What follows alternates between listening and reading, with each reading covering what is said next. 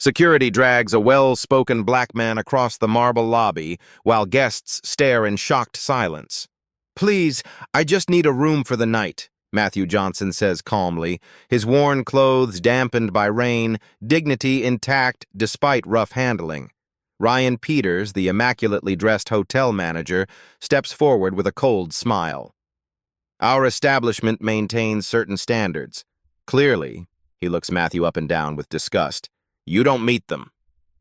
"I have the money." Matthew reaches for his wallet. "Money isn't everything," Ryan snaps, signaling security to tighten their grip. "The Grandeur Hotel serves a particular clientele. People like you simply don't belong here." As Matthew is forcibly removed, a guest captures the humiliation on her phone. Outside in the downpour, Matthew makes a call. "Sarah, it's time. Start the protocol. The Grandeur Hotel requires immediate intervention. And get me everything on Ryan Peters." Who is Matthew really calling? And what intervention could a seemingly homeless man possibly initiate? Matthew Johnson stands across the street from the Grandeur Hotel, observing the constant flow of wealthy guests through its gold-trimmed revolving doors. His appearance, deliberately disheveled with worn clothes and an unkempt beard, is the culmination of weeks spent visiting competitor properties undercover, evaluating their true service standards rather than the performance they offer recognized VIPs. Inside, crystal chandeliers cast prismatic light across marble floors, so polished they mirror the immaculate uniforms of the staff. The lobby buzzes with the gentle hum of exclusivity, soft classical music, hushed conversations, the delicate clink of fine china from the adjacent tea room. Ryan Peters watches from his glass-walled office overlooking the lobby, his expression shifting from professional alertness to visible distaste as Matthew enters. He straightens his custom suit jacket, a reflexive gesture whenever he perceives a threat to his carefully curated environment. Matthew approaches the front desk where Alicia, a young receptionist with a practiced smile, greets him. "Welcome to the Grandeur Hotel. How may I assist you today?" Her smile falters as she takes in his appearance, uncertainty flickering across her face. Ryan emerges from his office before Matthew can respond. "I'll handle this, Alicia." He positions himself between Matthew and the reception desk, standing unnaturally tall, creating physical distance. His voice rises deliberately, ensuring nearby guests can hear. "May I help you, sir?" "I'd like a room, please," Matthew says, his articulation precise and educated, creating the first cognitive dissonance in Ryan's assessment. Ryan glances at the status board clearly visible behind the desk, displaying numerous vacancies. "I'm afraid we're fully booked tonight." "Your availability display shows several open rooms," Matthew observes quietly. Ryan's smile tightens. "Those are reserved for guests with confirmed bookings. We cater to a certain caliber of clientele at the Grandeur." Matthew briefly closes his eyes, remembering his father's words. "Your dignity isn't determined by how others treat you, but by how you respond when they don't." He returns to the present with composed determination. "I understand. Perhaps I could speak with someone about your accommodation policies?" Ryan's face hardens. "You're looking at management, and management says no. I suggest trying somewhere more suitable for your situation." As Matthew turns to leave, he notices several well-dressed guests being welcomed effusively by the same staff who regard him with suspicion and discomfort. Matthew pauses at a framed photograph on the wall, showing a younger version of himself at the hotel's groundbreaking ceremony, unrecognized by anyone present. Matthew returns to the hotel the following morning. He's cleaned up slightly, beard trimmed, clothes still modest but less disheveled. The strategic adjustment offers a test. Will minimal improvement in appearance change his treatment? He approaches the front desk where James, a middle-aged clerk with kind eyes, greets him with professional courtesy. "Good morning, sir. Welcome to the Grandeur." "Good morning. I'd like to inquire about room availability for tonight." James begins typing on his computer when Ryan's voice cuts through the lobby. "James, I'll take over." Ryan strides forward, recognition flashing in his eyes. I thought I made myself clear yesterday. The lobby quiets as guests pause their conversations, attention drawn to the confrontation. I'm simply looking for accommodations, Matthew explains calmly. I have money to pay. He removes his wallet, displaying sufficient cash. Ryan's posture stiffens. Sir, the Grandeur has a strict dress code policy for guests. Additionally, we're hosting a private event tonight that occupies most of our common areas. A dress code that wasn't mentioned yesterday, Matthew observes. And the event wasn't mentioned when you claimed you were fully booked. An older couple nearby exchanges glances, the woman frowning at Ryan's tone. Our system is also undergoing maintenance, Ryan adds hastily. Perhaps you misunderstood my colleague. We value all potential guests, but we have procedures. James stares at his screen, discomfort evident in his rigid posture. Could I see these written policies? Matthew asks. About dress codes and guest requirements? Those are internal documents, Ryan snaps, color rising in his face. Not available to the public. A security guard, Diego, according to his nameplate, approaches cautiously, visibly uncomfortable but following Ryan's subtle hand signal. Matthew looks directly into Ryan's eyes. Is this how you treat all potential guests, or just ones who look like me? This has nothing to do with race, Ryan retorts defensively. It's about maintaining the standards our regular guests expect. From the corner of his eye, Matthew notices Alicia documenting the exchange in what appears to be an incident log, her expression troubled. The tension stretches between them before Matthew nods once. I'll return tomorrow. Perhaps with clearer communication we can resolve this misunderstanding. Don't bother, Ryan replies, a hint of victory in his voice. Management's decision is final. Matthew exits with dignity intact, aware of the eyes following him. Once in his car, he makes a call. Sarah, it's worse than we thought. Start the protocol and get me everything you can on Ryan Peters. As Matthew drives away, James watches through the window, then quietly opens his email to send a message to an address he's been holding for months. The following day, Matthew approaches the Grandeur Hotel for his third visit. He's dressed in clean, pressed khakis and a button-down shirt, modest but respectable attire that no reasonable establishment could reject on appearance alone. In his hand, he carries a folder containing printouts of the hotel's published policies and a confirmation email for a reservation made through their website overnight. The morning sun glints off the hotel's imposing facade as Matthew enters the lobby with quiet confidence. He approaches the front desk where Alicia works alone, her eyes widening slightly in recognition. Good morning, he greets her pleasantly. I have a reservation under Johnson. Alicia hesitates before typing the name into her system. Yes, Mr. Johnson, I see your reservation here. She begins the check-in process, her movements professional but tense, eyes darting toward Ryan's office. Is there a problem? Matthew asks. No, sir, she responds softly. I just need your credit card and ID. Ryan bursts from his office, face flushed with anger. What is going on here? His voice carries across the lobby, drawing attention from guests enjoying morning coffee in the adjacent lounge. This man has been repeatedly told we cannot accommodate him. A small crowd begins to gather, business travelers pausing mid-stride, curious staff members emerging from back offices, weekend tourists whispering behind raised hands. Matthew remains composed despite the growing spectacle. I made a reservation online last night. Your system accepted it, and I've received confirmation. He opens his folder, presenting the printed email. Sir, your appearance and behavior suggest you might be under the influence of substances, Ryan announces loudly, fabricating a new accusation. I must ask you to leave before we're forced to contact authorities. Several guests look uncomfortable with this escalation, exchanging glances. I've broken no laws or violated any policies, Matthew responds, his voice steady. I simply want to be treated with the same respect as any other paying customer. Ryan signals to security with a sharp gesture. Diego approaches reluctantly, conflict evident in his expression. I have documentation, Matthew insists, presenting his reservation confirmation. Ryan snatches the paper from his hand and tears it deliberately in half, then quarters. "Anyone can print fake confirmations," Ryan declares. "Security, please remove this person from the premises. He's disrupting our operations."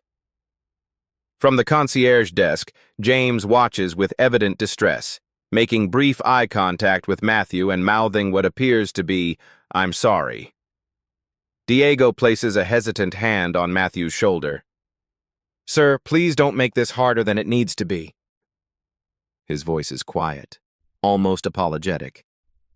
Matthew allows himself to be escorted toward the exit, maintaining his dignity while guests watch. Some have phones raised, recording the incident. At the doorway, Matthew turns to face Ryan once more. "I've experienced your hospitality 3 times now. Each interaction will be detailed in my report." Ryan laughs dismissively. "Report to whoever you want. No one cares about complaints from people like you." Outside, beyond Ryan's hearing, Diego speaks quietly. "Just following orders, sir. For what it's worth, I don't agree with how you were treated in there." Matthew nods in acknowledgement as he walks away, aware of eyes watching from the lobby windows. He passes an elderly woman waiting for her car at the valet stand, who studies his face with sudden recognition. "Mr. Johnson?" she whispers. "Should I call the board about what I just witnessed?" Matthew touches her arm gently and murmurs, "Not yet, Mrs. Winters, but keep your phone ready tomorrow." The spacious downtown apartment reveals Matthew's true circumstances, a stark contrast to the disheveled character he's been portraying. Floor-to-ceiling windows offer panoramic views of the city skyline, while the open-concept living space houses an impromptu command center of laptops, documents, and digital displays. Matthew removes the fake beard he's been wearing, wincing slightly as the spirit gum pulls at his skin. He changes from his modest attire into a tailored charcoal suit that costs more than a month's salary for most of the Granger's staff. Sarah Chen, his executive assistant for 7 years, reviews footage captured by the hidden camera in Matthew's lapel pin. Her expression darkens as she watches Ryan tear up the confirmation printout. "This is worse than the report suggested," she says, pausing the video on Ryan's contemptuous expression. "We have enough for immediate termination." Matthew stands before a wall displaying the organizational structure of Johnson Hospitality Group. 28 luxury properties spanning 4 continents, with the Granger Hotel prominently featured near the top of the hierarchy. His name appears as CEO and majority shareholder. "My father started as a janitor in a motel," Matthew says quietly, touching a framed black-and-white photograph of an older black man standing proudly before a modest hotel. "He worked 18-hour days, saved every penny, bought that first struggling property, and built it into something special." Sarah nods, familiar with the story, but understanding its relevance to their current mission. "He taught me to experience our hotels as guests do," Matthew continues, "to understand the true measure of our hospitality, not the performance put on for recognized VIPs. Sarah presents a dossier on Ryan Peters, employment history, performance reviews, and a disturbing pattern of customer complaints, predominantly filed by minority guests, each marked resolved, insufficient evidence, or customer misunderstanding. The employee satisfaction surveys tell the same story, Matthew observes, studying the data. Low morale, high turnover, particularly among minority staff, all masked by strong financial performance. His phone rings. Marcus Washington, the company's chief legal counsel. Matthew activates the speaker.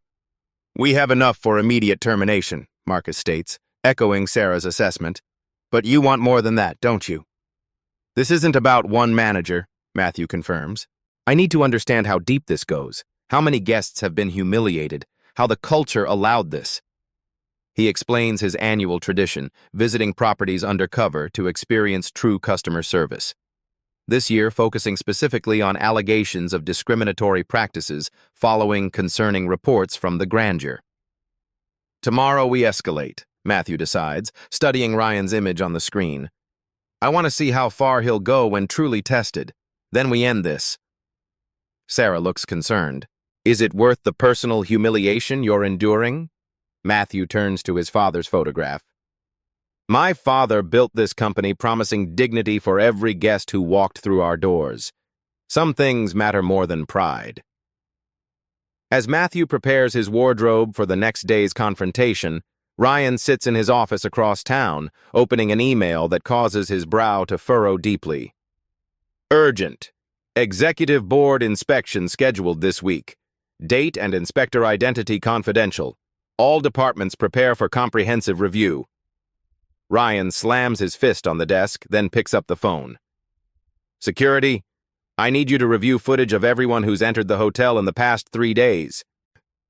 The staff meeting room buzzes with tension as Ryan paces before his assembled team, tie loosened, forehead gleaming with perspiration despite the aggressive air conditioning. An executive inspector could be here any day, possibly already evaluating us undercover, he announces, glaring at each employee. This property must be flawless. Understand? Flawless. The morning staff shift, front desk, concierge, housekeeping supervisors, exchange uncertain glances. Diego, Ryan addresses the security lead directly. Keep undesirables away from the property this week. I don't care how. We can't afford any distractions during inspection. Undesirables, sir? Diego questions. You know exactly who I mean, Ryan snaps. Anyone who doesn't fit the grandeur's image. James clears his throat. If they're paying customers, I decide who's a customer and who's a problem, Ryan interrupts sharply. Questions? Silence falls as Ryan dismisses them with a curt nod. 2 hours later, Matthew enters the hotel lobby wearing business casual attire. Quality chinos, a tailored button-down shirt, and subtle designer watch.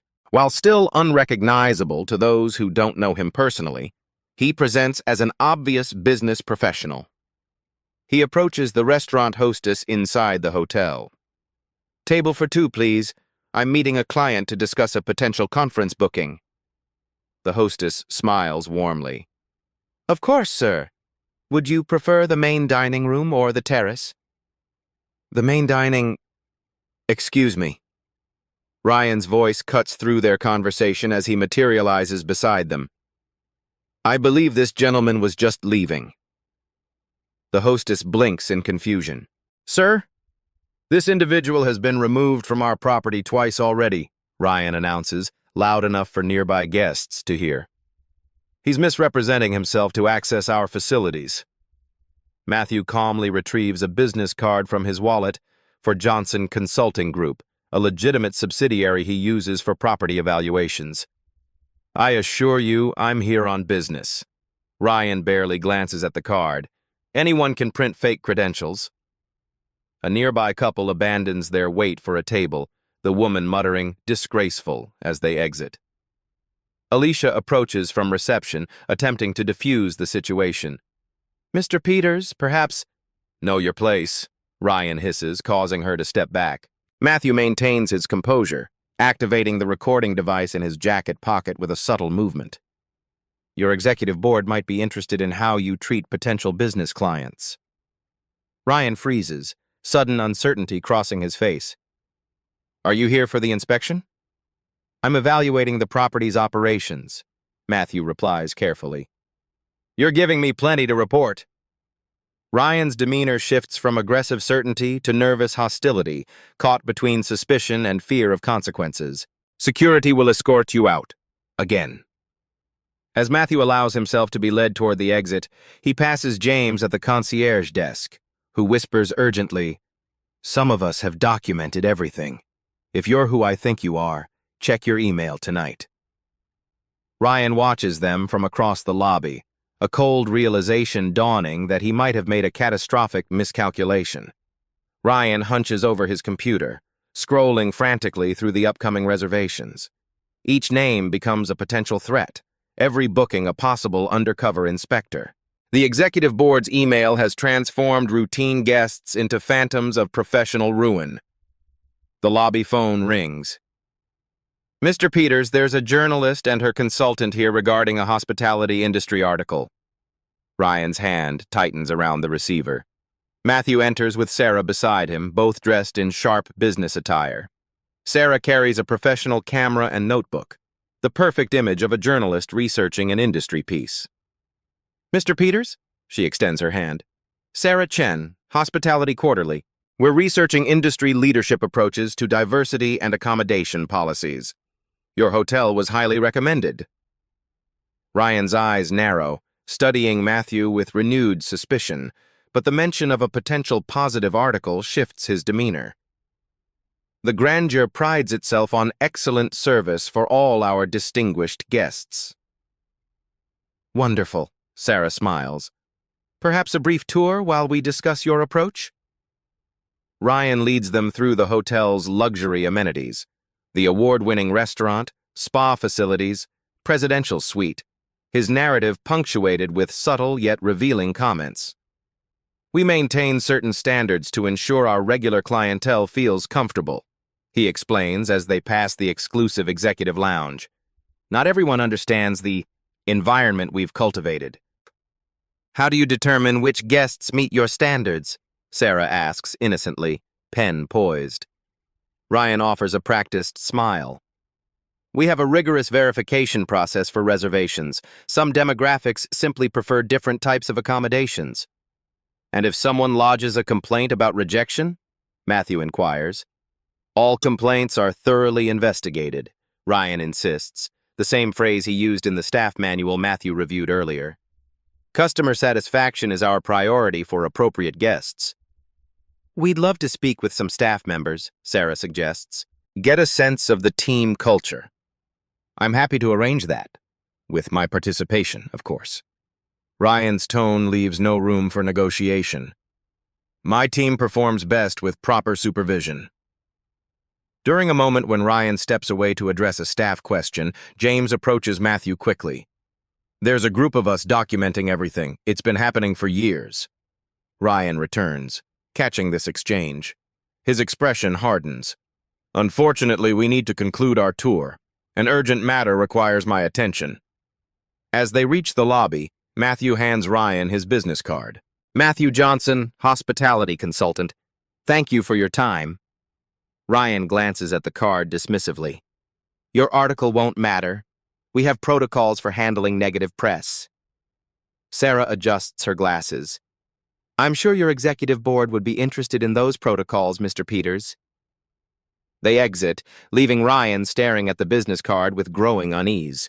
Once alone in his office, he frantically searches Matthew Johnson online, his face draining of color as the first results appear. Johnson Hospitality Group CEO makes surprise inspections, reads the headline beneath a photo Ryan failed to recognize. Ryan's office resembles a war room as he frantically researches Matthew Johnson online. Despite his prominence in the hospitality industry, Matthew maintains a deliberately low profile. Few photographs, minimal social media presence, rare public appearances. Find everything on this Matthew Johnson, Ryan instructs his assistant managers during an emergency meeting. And purge our systems of any problematic communications. Now. Across town, Matthew receives an encrypted file from hotel employees, years of documented discrimination incidents meticulously compiled by staff who feared reporting through official channels. The evidence is damning. Ryan's targeted harassment, manipulated complaint records, intimidation of employees who objected. This goes beyond anything we anticipated, Marcus says, reviewing the documents with Matthew and Sarah. We have grounds for criminal charges beyond termination. Matthew studies the testimonials. Dozens of guests humiliated, staff threatened with termination for speaking up, a systematic erasure of evidence. Prepare the final confrontation strategy. Tomorrow we end this. At the grandeur, Ryan assembles key staff members. If anyone asks about our guest policies, stick to the script. We maintain standards, nothing discriminatory about upholding quality. Alicia and James exchange knowing glances as Ryan continues his desperate coaching. The next morning, Matthew arrives at the Grandeur Hotel, transformed. Gone is any trace of his undercover persona, replaced by the true Matthew Johnson, impeccably dressed in a bespoke suit that exudes quiet power and authority. Sarah and Marcus flank him, equally polished and professional. The lobby falls silent as they enter, Ryan's head snapping up from the reception desk where he's been reviewing procedures with staff. He approaches with a forced smile plastered across his face. Mr. Johnson, what an unexpected pleasure. Had I known you were a consultant of your caliber— You knew nothing about my caliber when you decided I didn't belong here, Matthew interrupts calmly. That was precisely the point. Ryan freezes, recognition and horror dawning simultaneously. There's been a misunderstanding. Our policies— I've experienced your policies firsthand, 3 times now, Matthew states. No misunderstanding whatsoever. Staff members pause their duties to watch. Guests linger over coffee, sensing the dramatic confrontation unfolding. Alicia and James exchange a significant look as tension builds in the marble-floored lobby. Whatever complaint you have, Ryan attempts, lowering his voice, I'm sure we can resolve this privately. Matthew's expression remains impassive. Privacy benefits those who abuse power. Transparency protects those without it. Ryan's eyes dart frantically between Matthew and the growing audience. Security staff hover uncertainly, no longer sure whose authority to follow. As the confrontation reaches its peak, the executive entrance doors swing open. The hotel's full board of directors enters the lobby in solemn procession, led by the chairwoman Eleanor Richards, their faces grave with purpose. Ryan's last hope evaporates as he realizes the emergency board meeting he wasn't informed about clearly has him as its sole agenda item. The board members file into the lobby in perfect business attire, their collective presence commanding immediate attention. Eleanor Richards, the 70-year-old chairwoman with steel-gray hair and unflinching eyes, leads the procession. They move with synchronized purpose, like a jury arriving to deliver a long-deliberated verdict. Matthew greets each member respectfully, exchanging brief nods that speak of long professional relationships. Ryan stands paralyzed, confusion evident as he struggles to comprehend this unexpected development. A full board appearing without his knowledge, greeting the man he's repeatedly ejected as a peer. What's happening? Ryan manages, his voice barely audible. Matthew turns to address him directly, his posture straightening almost imperceptibly. Allow me to introduce myself properly. Matthew Johnson, CEO and majority shareholder of Johnson Hospitality Group. The revelation lands like a physical blow. The color drains from Ryan's face as realization cascades through him. He's been discriminating against his own boss. Staff members gasp audibly, guests whisper behind raised hands. That's impossible, Ryan stammers. The CEO wouldn't— Wouldn't what, Mr. Peters? Matthew asks calmly. Wouldn't experience our hotels as our guests do? Wouldn't verify that our company values are maintained at every level? Wouldn't ensure that every person who walks through our doors is treated with dignity, regardless of appearance? Matthew turns to address the gathered staff and curious guests, his voice carrying effortlessly through the hushed lobby. For 20 years, I've visited every property we own annually, experiencing our hotels exactly as guests do, without privilege or recognition. He moves toward the center of the lobby, commanding the space naturally. This tradition began with my father, who built this company from nothing. He understood a fundamental truth. A hotel that doesn't welcome everyone with dignity welcomes no one properly. Eleanor Richards steps forward, her expression severe. The board has reviewed the preliminary documentation of your experiences, Mr. Johnson. We've received isolated complaints before, but never understood the systematic nature until now. Ryan attempts to interject. Mrs. Richards, please, you can't possibly— Display the evidence, please, Matthew instructs calmly. Sarah activates her tablet, connecting wirelessly to the lobby's digital displays normally used for promotional content. The screens come alive with selected video clips from Matthew's hidden camera, Ryan's dismissive treatment, the torn reservation, the public humiliation. Gasps and murmurs ripple through the gathered spectators. A guest at the coffee shop lowers her cup, staring in disbelief. These incidents are taken out of context, Ryan protests desperately. You don't understand the pressures of maintaining standards. The context is perfectly clear, Matthew interrupts. You judged me based on appearance, not character. You decided who deserves dignity based on perceived status. He gestures to Marcus, who opens a leather portfolio. Our investigation reveals a disturbing pattern.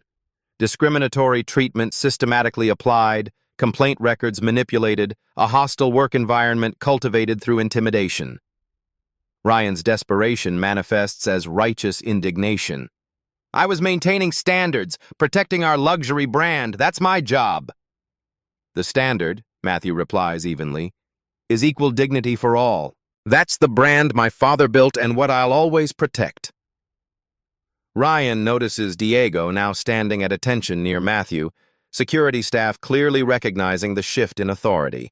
The power has completely transferred, leaving Ryan isolated on the marble floor he once patrolled like personal territory. You're suspended pending full investigation, Matthew states formally. Please surrender your access credentials to Ms. Richards. Ryan clutches his key card and phone protectively. You can't do this. I'll go public. I'll expose how this company operates. A hint of a smile touches Matthew's lips. We operate with transparency and accountability, Mr. Peters. Starting now. Diego steps forward. Sir, I need to escort you to clear out your personal belongings.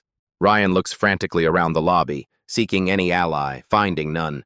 Staff members he's bullied for years avert their eyes or stare back with undisguised satisfaction.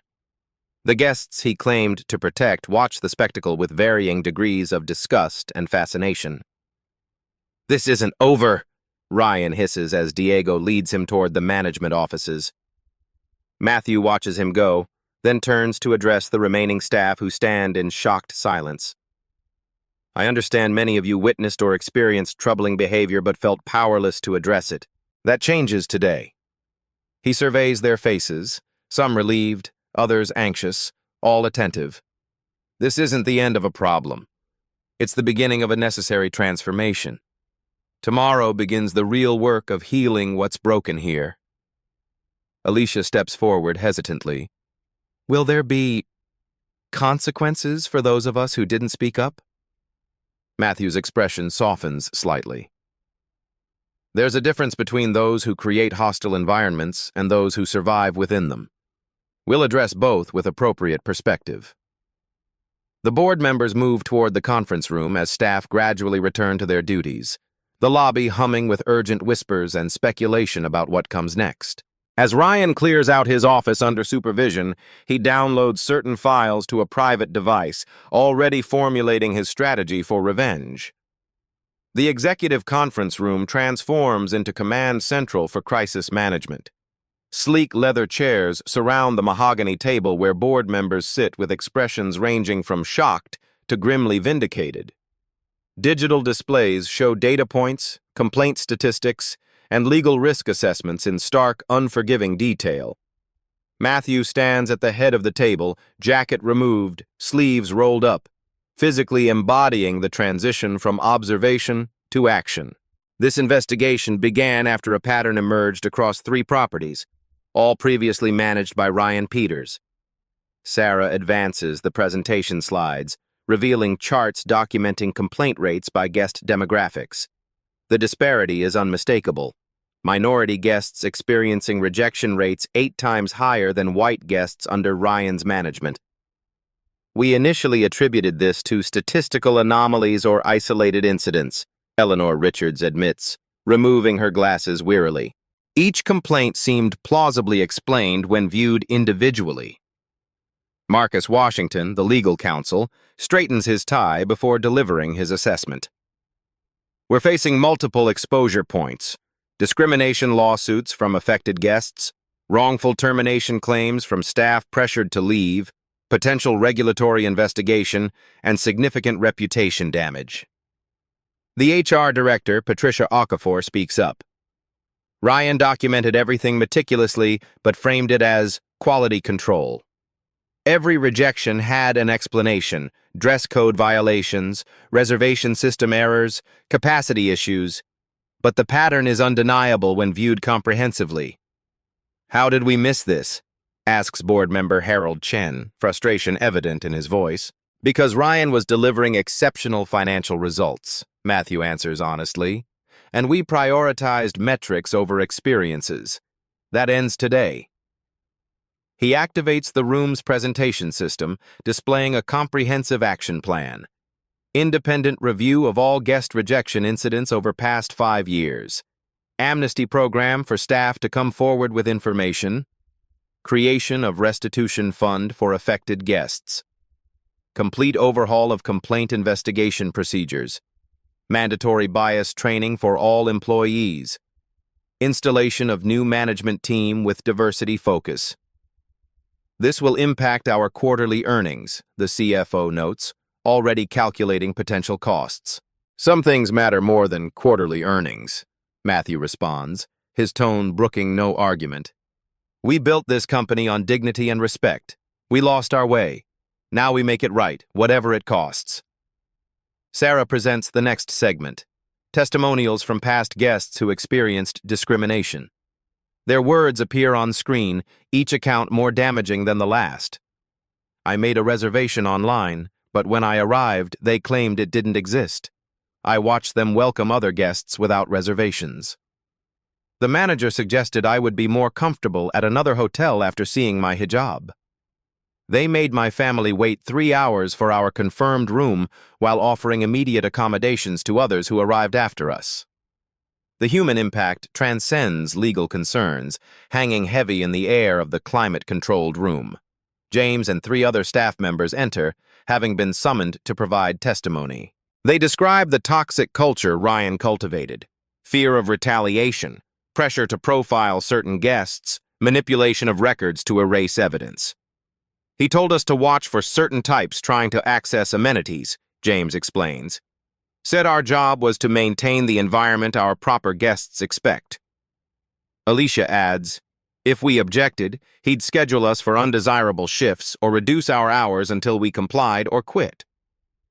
The corporate communications director, Lisa Brennan, outlines their response strategy. We recommend complete transparency, acknowledge failures, detail corrective actions, commit to systemic reform. No cover-up, no minimizing. The Johnson standard, Matthew affirms, invoking his father's principle. We own our mistakes and fix them properly, not just cosmetically. The board votes unanimously to approve the comprehensive reform plan, despite projected short-term financial impact. The decision feels less like corporate strategy and more like moral reckoning. While the board continues their session, Ryan clears out his office under Diego's watchful supervision. His movements grow increasingly frantic as he attempts to access systems only to find his permissions revoked. He reaches for a folder of physical documents in his credenza. Those stay here, Diego states firmly. Company property. These are my personal records, Ryan protests. All records relating to hotel operations remain, Diego responds, following instructions received directly from legal. Ryan's phone buzzes with a text from his attorney, an expensive partner at a firm known for aggressive defense tactics. His final desperate gambit materializes. Tell Johnson I want to talk, Ryan demands. I have information his precious board doesn't know about. The message is relayed, interrupting the board proceedings. Matthew listens, then shakes his head. No negotiations. Standard severance as per his contract, nothing more. Ryan's response comes quickly. I'll go to the media with what I know unless I get a proper settlement package. Matthew's expression doesn't change as he responds. He doesn't realize we've already contacted media ourselves. Transparency means owning our failures. As the day's emergency session concludes, Matthew makes a point of personally addressing the hotel staff assembled in the employee break room. The space is crowded, tense with uncertainty about what the day's revelations mean for their futures. I want to apologize to each of you, Matthew begins, surprising them. Leadership's responsibility isn't just to prevent toxic environments, but to create conditions where they can't take root. We failed you by allowing someone like Ryan Peters to flourish in our organization. Alicia steps forward, tears welling in her eyes. I knew it was wrong, turning people away based on how they looked. But I needed this job, my mother's medical bills. Her voice breaks. "You're not responsible for the impossible choices you were forced to make," Matthew assures her, addressing everyone present. "The measure of this company isn't that we failed, but how we respond to that failure." He outlines the immediate changes: new management structure, revised policies, resources for staff who experienced harassment, commitment to reformed culture. The tension in the room gradually transforms into cautious hope. As Matthew concludes the staff meeting, his phone vibrates with an urgent message from Marcus. Peters has retained Sheldon Barrett, the attorney who specializes in attacking corporate reputations during discrimination cases. He's planning to position himself as a whistleblower exposing industry-wide practices. Matthew stares at the message, realizing this has escalated from correcting internal failure to defending the company's very survival against a dangerous counter-narrative. The employment tribunal hearing room exudes bureaucratic austerity, fluorescent lighting, veneer tables, the soft hum of inadequate air conditioning. The three-person panel reviews documents with practiced neutrality while reporters fill the public seating area, drawn by the high-profile nature of the proceedings. Ryan sits beside Sheldon Barrett, his attorney's expensive suit and predatory posture contrasting sharply with Ryan's diminished presence. Gone is the imperious hotel manager. In his place sits a man strategically presenting himself as the victim, shirt slightly too large, expression carefully cultivated to suggest persecution. "My client has been scapegoated," Barrett opens dramatically, "blamed for implementing policies that originated at corporate level. One manager sacrificed to protect a company-wide culture of discrimination." Matthew watches from the respondent's table, face impassive. The company's attorney presents Johnson Hospitality Group's case methodically. Timeline of incidents, documentation of Ryan's autonomous decision-making, evidence of corporate policies that Ryan systematically violated. When Matthew takes the stand, he speaks with measured clarity about his undercover visits, the consistent pattern of discrimination he experienced, and the broader investigation findings. "This wasn't about enforcing company standards," Matthew testifies. "This was about Mr. Peters creating his own standards based on personal prejudice, then systematically concealing evidence of that prejudice from oversight." Ryan's attorney attempts to reframe the narrative during cross-examination. "Isn't it true that luxury hotels throughout your organization maintain appearance standards? That Mr. Peters was simply protecting the brand image you yourself established?" "Our standards concern behavior, not appearance or background," Matthew responds. "Mr. Peters rejected guests who could afford our accommodations and behaved appropriately. The only standard he applied consistently was his own bias." The tribunal's questioning intensifies when Alicia takes the stand, submitting printed directives from Ryan, instructing staff to flag reservations from certain zip codes and non-traditional names for additional scrutiny. "He said these were potential fraud indicators," Alicia testifies, her voice gaining strength as she speaks. "But we all understood what he really meant." Ryan shifts uncomfortably as his defense strategy unravels. The existence of these written directives directly contradicts his earlier testimony that no such instructions existed. Diego describes being ordered to remove guests who matched certain descriptions despite having legitimate reservations. He called it maintaining the atmosphere, but it was profiling, plain and simple. The turning point comes during Ryan's own testimony. Under pressure from persistent questioning, his carefully constructed facade cracks. "Some people just don't belong in luxury establishments," he snaps, frustration overwhelming his coached responses. "That's the reality of the business. Every manager knows it, even if no one admits it publicly." A murmur ripples through the hearing room. The tribunal chair raises an eyebrow at this unexpected admission. Barrett attempts damage control, but the momentum has irrevocably shifted. The final blow comes from surprise witnesses, former employees from Ryan's previous hotels who describe identical patterns of discrimination predating his position at the grandeur. Matthew presents a comprehensive financial analysis showing properties under Ryan's management had the highest complaint rates and lowest repeat business from minority guests despite strong overall revenue. "The data reveals the true cost of discrimination," Matthew explains. "Not just the human cost, which is immeasurable, but the quantifiable business cost of turning away legitimate customers and creating hostile environments. Barrett makes a last-ditch argument, portraying Matthew's investigation as entrapment. Mr. Johnson deliberately misrepresented himself to provoke negative responses.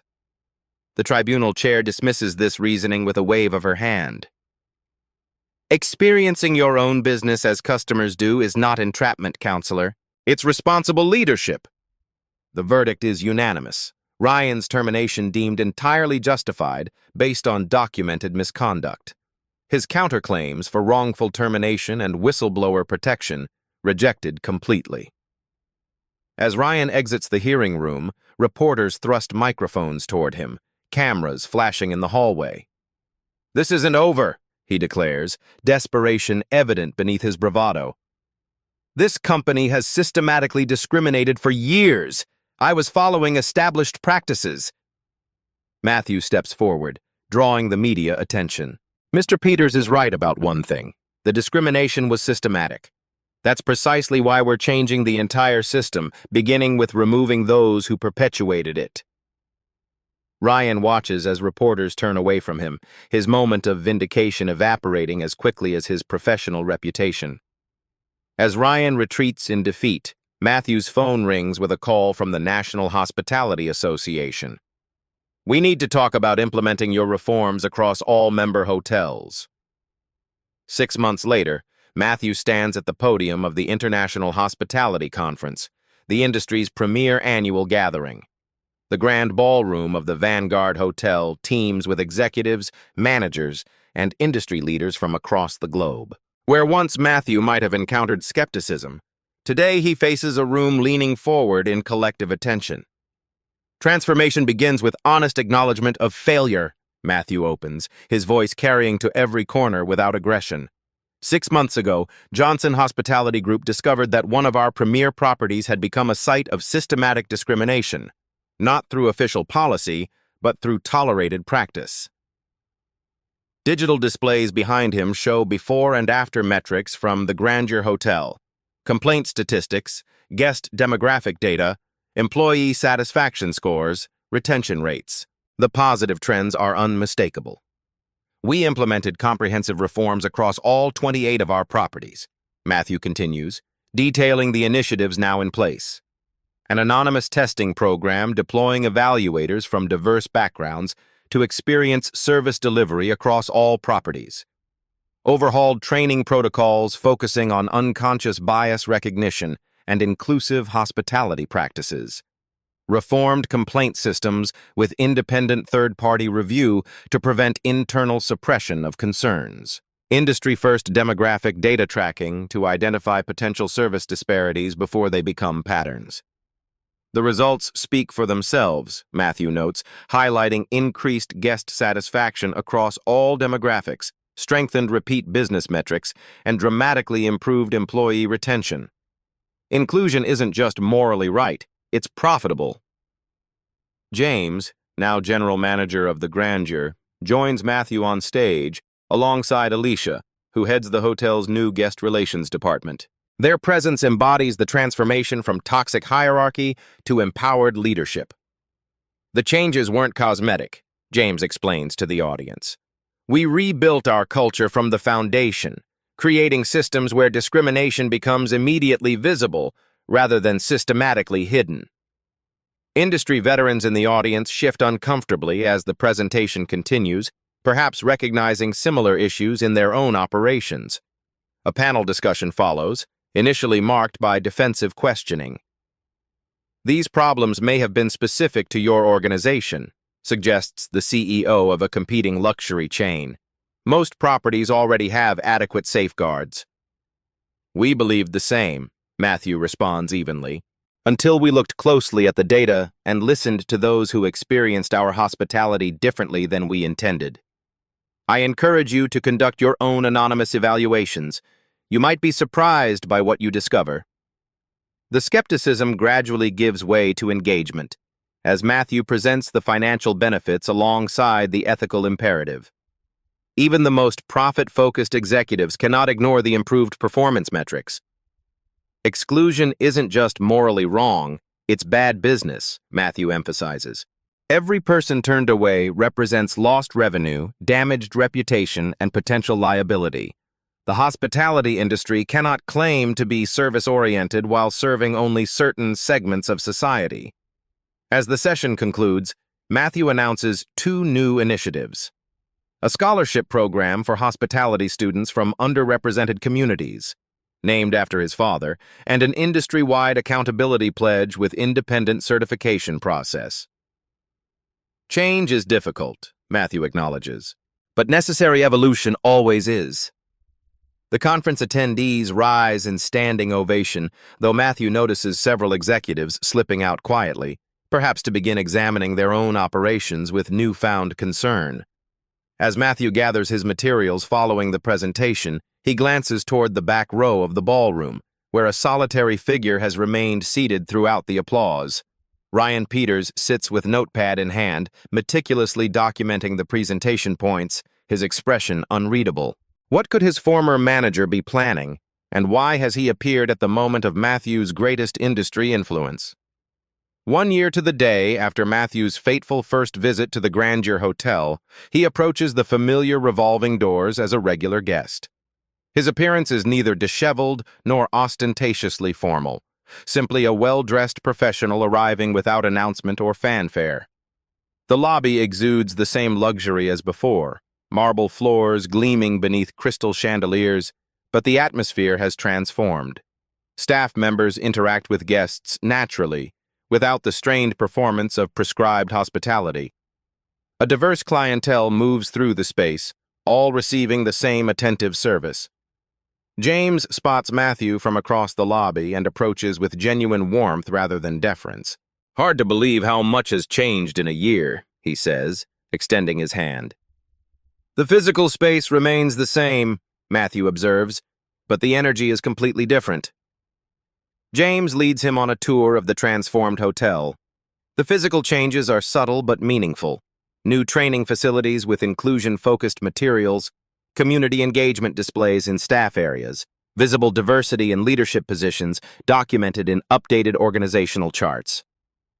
"Our guest satisfaction scores are the highest in the company now," James notes with quiet pride. "Turns out treating everyone with equal dignity creates an atmosphere everyone enjoys."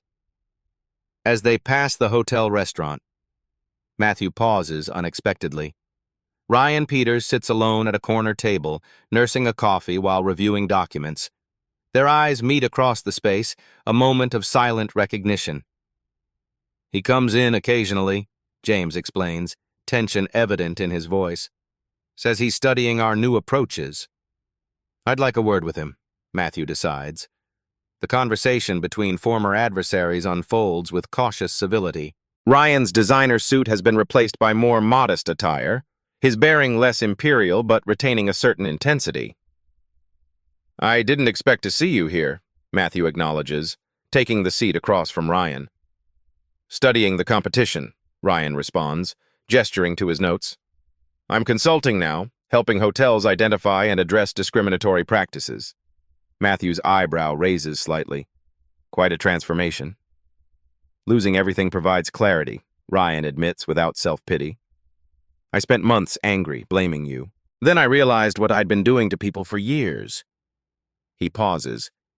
"I'll never fully make amends, but I'm trying to prevent others from making my mistakes." "Transformation requires acknowledging harm caused," Matthew observes. "I've done that," Ryan states simply, "whether you believe it or not." The conversation concludes without definitive resolution.